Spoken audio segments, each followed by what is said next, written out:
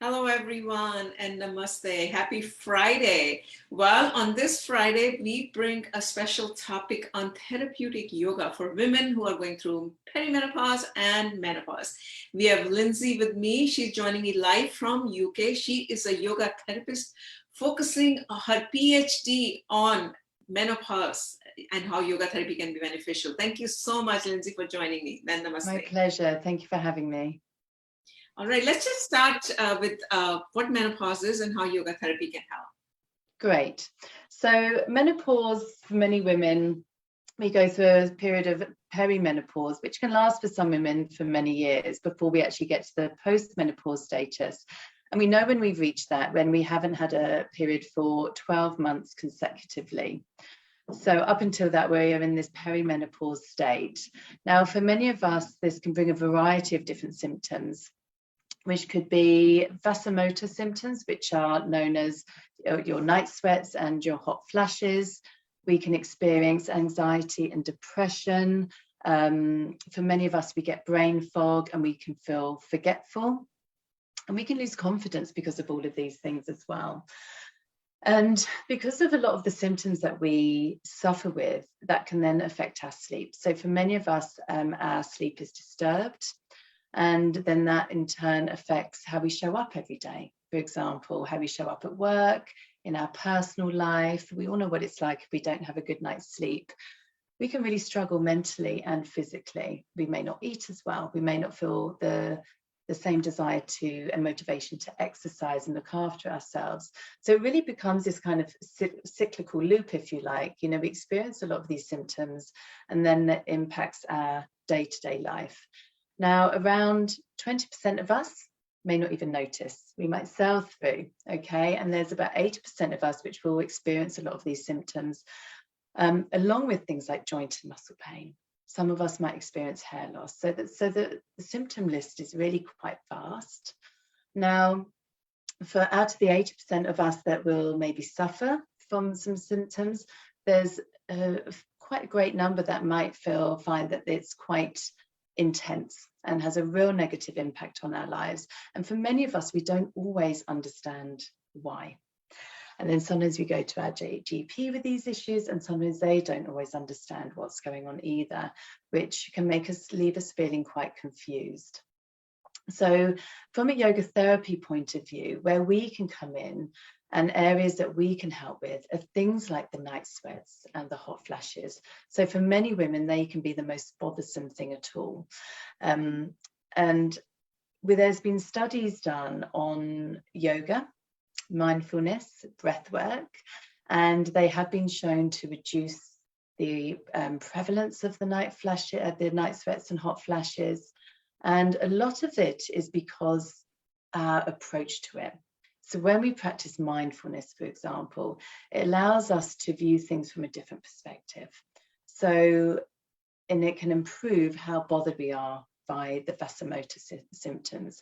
So if you find that you get quite distressed, you're losing sleep, it might cause anxiety for you, then what mindfulness can do is it helps us pay attention to how we are in that present moment, how we react to certain things, and our response to certain things, you know, what triggers us. So through the practice of mindfulness, and that could be, you know, it could be guided meditations, it could spend time sitting with our thoughts. So just even 5 minutes a day with our breath and our thoughts, paying attention. It could be guided body scans. So there's a whole vast area that we can touch on with mindfulness to help us manage the symptoms that we show up with. Now, other areas that we can help with as a yoga therapist are anxiety and depression. So for many of us going through the menopause, it can be really stressful. And when we feel stressed, we have high levels of cortisol running through our body. And when we have high levels of cortisol running through our body, which is a stress hormone, what happens is that we can, it affects sleep as well. So lots of things affecting sleep. It can create greater levels of insulin in our body, so blood sugar levels. which can then lead to more visceral fat within the body. So stress also has a major impact. And when we go through the menopause, it can be incredibly stressful. So through the practices of yoga, we can offer many breathing practices, which can help reduce our stress levels. And then in turn, this can help reduce our levels of anxiety and depression. So really, as a yoga therapist, we look at the person in front of us and what that person needs. So if you're somebody who's coming in suffering with anxiety, you might need a practice that helps to work off some of that anxiety first, and then we do breathing practices to help bring the system down. If you're somebody that's showing up with depression, you might need a practice that's more lifting and not too grounding. So it really is dependent. You know, it's not a one-size-fits-all approach. It really is an individual approach for each person. So another aspect of menopause, which tends to happen in the post-menopause stage, is osteoporosis. And osteoporosis is a reduction in our bone density. So we're prone to fractures, and that could be in our wrists, our spine, and our hips. And for many women, that shows up around maybe 60s to 70s, so earlier than men, because men don't obviously suffer the reduction of estrogen in the body. And it's a reduction of estrogen that causes a whole host of these issues with our body. But we'll stick with osteoporosis for the moment. So when we lose bone density and we're prone to more fractures, where yoga therapy or just pure yoga can help with that is through the physical practice of yoga. So weight-bearing exercises that help to produce and maintain your bone density. And we can also offer things like more load in the practice, so some weights, some resistance band training. So it really doesn't have to be just focused on purely yoga poses. But the idea is that we want to build and maintain that bone density so we can, one, stay independent for much longer, and we become less prone to those falls because we are feeling stronger and more balanced in our body, and then we're less likely to fracture as well. So from a strength perspective, yoga can be really, really helpful with regards to osteoporosis. Now, the interesting thing about, if we come back to estrogen and the impact estrogen has on our bodies, the interesting thing about estrogen is that it impacts all our systems. So it helps to regulate things like temperature. It helps to regulate things like how we sensory processing.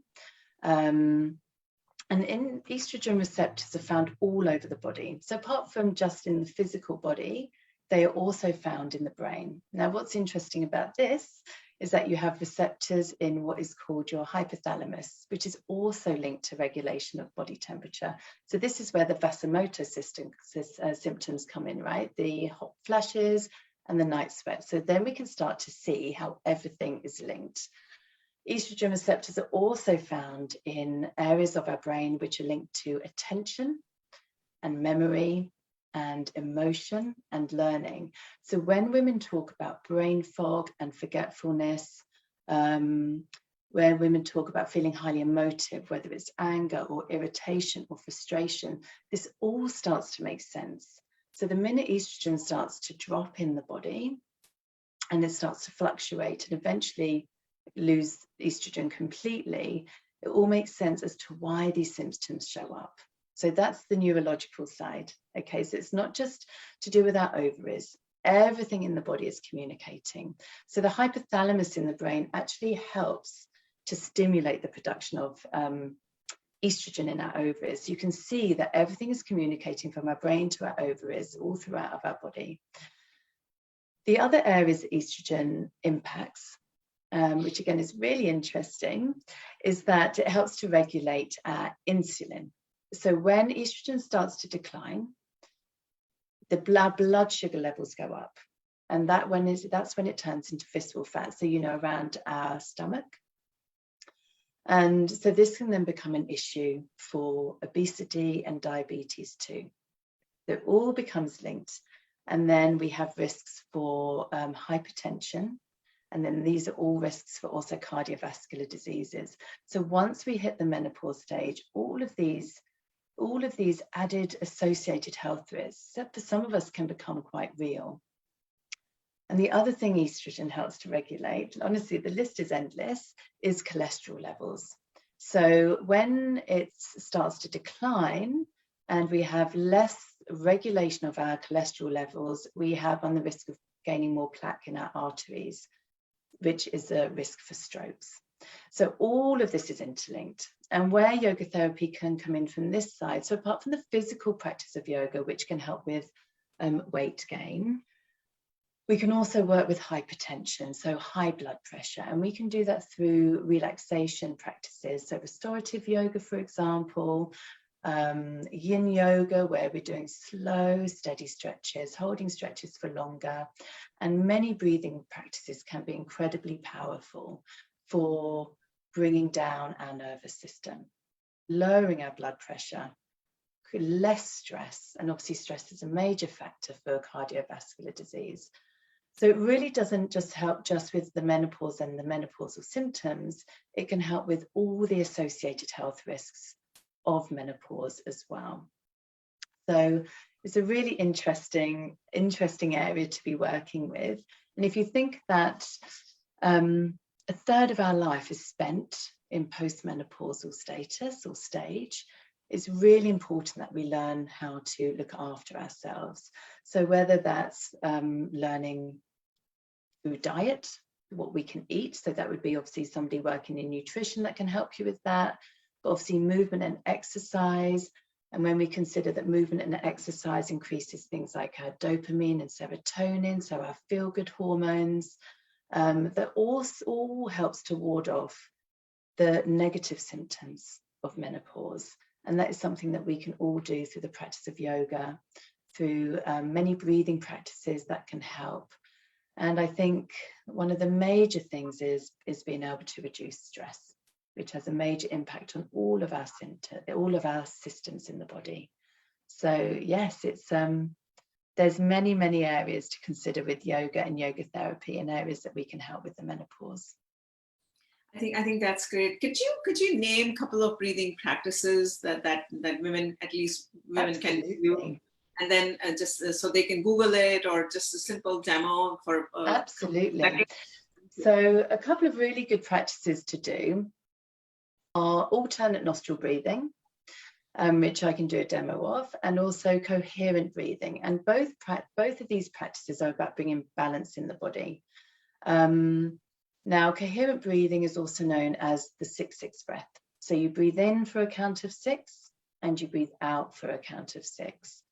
And what that helps to do is lift our heart rate on the inhale, which is what we want. We want our body to do that. And it lowers our heart rate on the exhale. So you're working with your sympathetic state, your heightened stress response, if you like, and then your parasympathetic state, which is your calm, rest and digest response, which is our ideal mode to be in. And when we work with both systems in the body, it helps to create balance. And it also helps us to manage stress better. So when we get used to lifting our system on the inhale and lowering it on the exhale, it improves balance in our nervous system. So the 6-6 breath is a really good breath to do. Alternate nostril breathing. I'm happy to do a quick demonstration for you. Amita, you're welcome to join me with it if you like. So basically, and I'll just do a count of 4 on the inhale and 4 on the exhale. So we'll keep it quite simple, and there are different variations we can do. But you bring your right hand up and you bring your index and middle finger down. You can also place it on your forehead if that doesn't feel comfortable. And just relax your right arm by your body, okay? And I want you to exhale fully. So if you're watching this live, you're welcome to join in. So exhale all the way out. And then close your right nostril with your thumb and inhale through the left for 1, 2, 3, 4. Close the left, exhale right. 1, 2, 3, 4. Inhale right. 1, 2, 3, 4. Close right, exhale left.